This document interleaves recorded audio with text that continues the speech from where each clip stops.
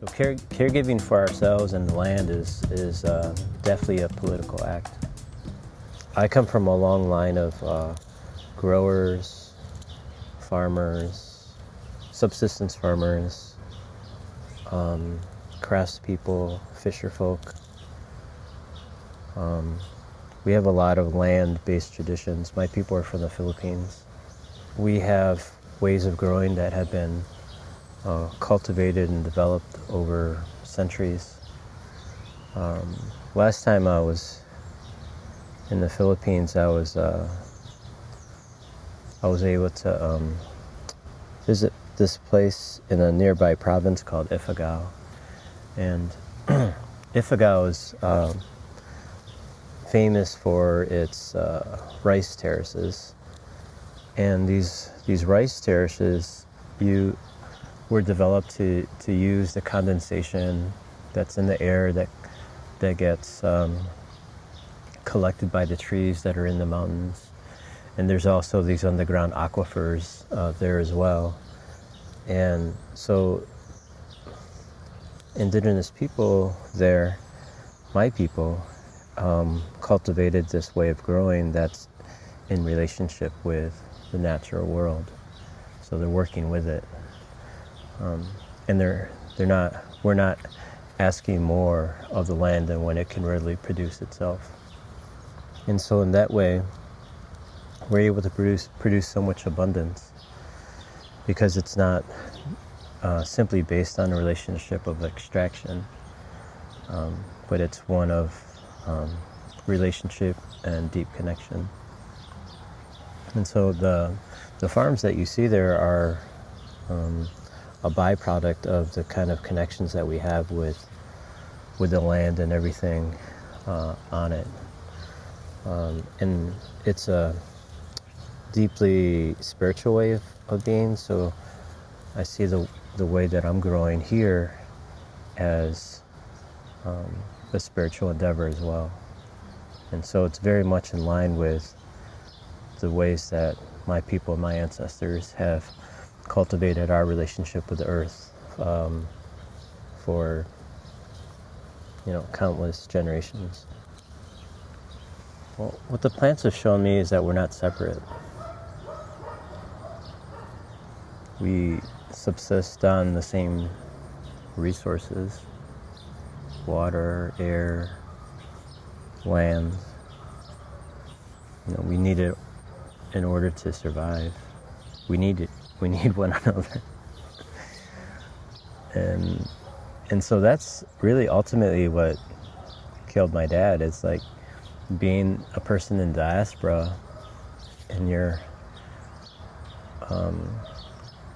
over the course of generations where you've been displaced from your ancestral lands due to different things like colonization, both from the Spanish and the US. And you're forced to migrate and make a living abroad. That's a very traumatic thing to do. And so what the plants have shown me, what this relationship with the earth has shown me, is that that one, we're not separate, and that we need that relationship. We need it in order to survive and thrive as people.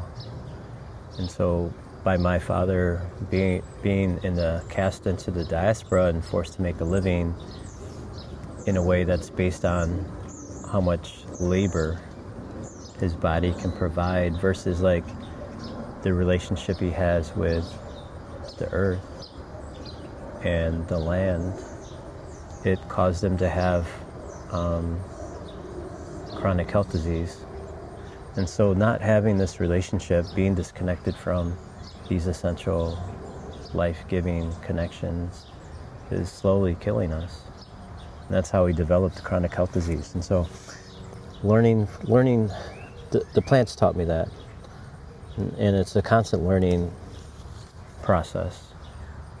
Every time I'm back here working with the plants, they're constantly telling me and teaching me things.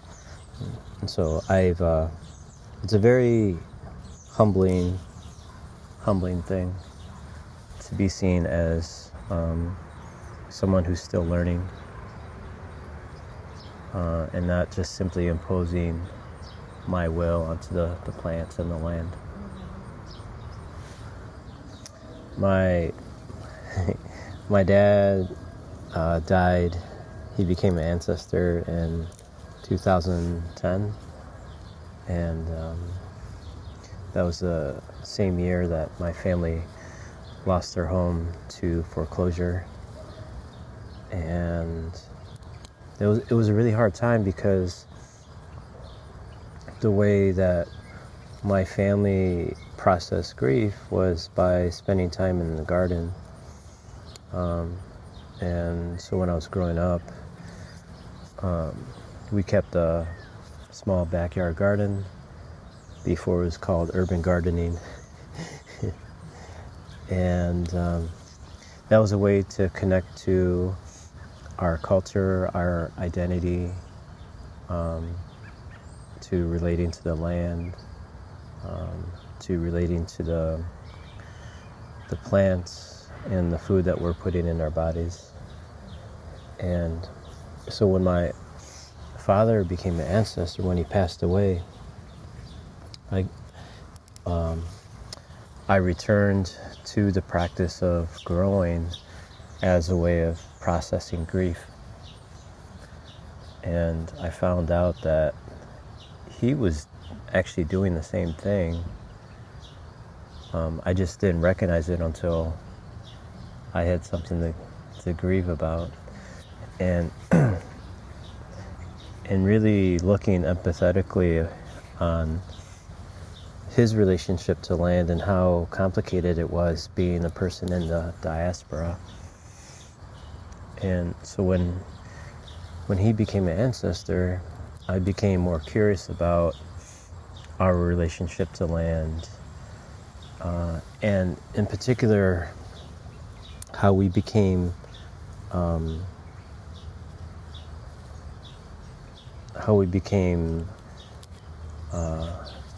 how we came here in the U.S. In a place that we're not native to. Taking care of ourselves is also connected to caregiving for the earth and the planet. They're not separate things. And I would say that in regards to the Western world and its role in the displacement of indigenous peoples all over the planet, not just in the Americas, it's used colonization as a tool for controlling people. And chronic health disease is a facet of that. And so the legacy of colonization is not something that's only happened in the past, it's still going on. Those of us that are dealing with chronic health disease are experiencing firsthand what it's like to be a colonized person in the diaspora. And I consider someone in the diaspora whoever's not on their own ancestral land. If you were forced into the city in an urban environment, if you're forced onto a reservation, and that's not necessarily the land where your land-based traditions come from, you're in the diaspora. You're a displaced person. And I know that's really complicated, because some of us have very complicated histories around how we got to certain places. But long story short is like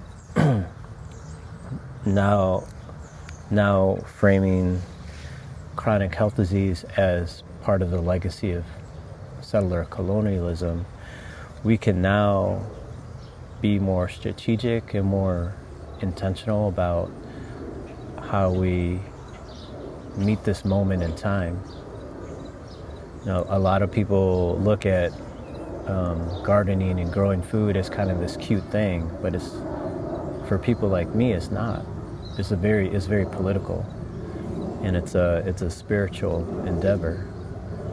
And so in attempting to take back my relationship with land, and in the process of taking back my relationship to my own health and my own body, my own mind, I'm fighting the process of colonization that has happened over many generations. Food as healing started after my father became an ancestor, and I found out how losing our home in the foreclosure crisis and the development of chronic health disease was actually connected. When you think about it in this way, all of our culture, our foods, our cuisines that we're known for come from a relationship with the land. And so when you take someone out of that context, that ancestral context, that land-based relationship, that does something to their psyche, that does something to their bodies, that does something to their health. And so in recognizing how displacement affects us in very real, very visceral ways, I was able to connect the scale of displacement that happened around the foreclosure crisis and connect it to the generations of displacement that happened as a result of colonization here in the Americas, but also back home in the Philippines, because we were colonized by the same people. The Spanish helped colonize the Philippines, and they also helped colonize the Americas. Actually, there was this from like 1565, I believe, to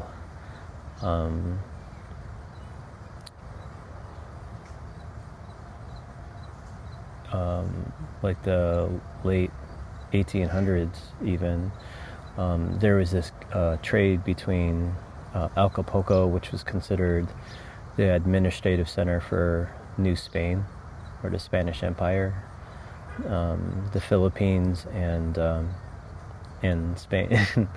And so there's this like triangular trade across the oceans, where these huge ships would circumnavigate the world, and they would bring certain things from the Philippines, like silk, spices, and porcelain, and then they would bring it to places like Spain, and then they would not Portugal, but Acapulco, they would mine silver in Mexico and then bring all those riches back to Spain or to the Philippines. And so having this relationship of struggle and liberation between people of the Americas, the people of what we now called Mexico, and other peoples that were displaced by both the Spanish and U.S. empires, having that relationship with those struggles has allowed me to see the connections between displacement and chronic health disease. Because many of the people that have been colonized by the Spanish also suffer a lot of the same chronic health disease. It's really curious in that way. So food as healing started as a way of building movement between our different struggles, building movement between our liberation, and connecting all of them together within a political framework. But it's not just one of resistance. And I want to make that really clear. Food as healing is about reclaiming our right to subsist, It's about reclaiming our relationship with land. It's about reclaiming our land-based traditions that are essential for maintaining our ancestral identities, for maintaining our health, and for maintaining our culture, and to express our culture. So it's not just about, food as healing is not just a movement about resistance, but it's also one of creative expression. There's this hurtful notion that if you're not growing your own food, you're not part of this movement. And that's an unfortunate way of looking at things, because not everyone can grow their own food because of the way that we've set up certain agricultural systems. Not everyone can participate because they may be disabled, or they may be too young. Like, babies can't grow their own food, obviously. They have to depend on other people for nourishment. And so we can't just look at growing food in these ableist ways. We have to look at food in terms of building healthy relationships with one another. So if you're not able to grow your own food for whatever reason, don't be so inclined to think of yourselves as not being connected to this movement, because it's not based on ability, it's based on connections. Who are you connected to? If not you, who else can you support that is growing food in ways that are intentional, that are in healthy relationship with the land, and in right relationship with the land, that you can support? So I would say just build healthy relationships with one another. To learn about food as healing, you can go to my website at foodashealing.com, and it's as, not is, as, foodashealing.com.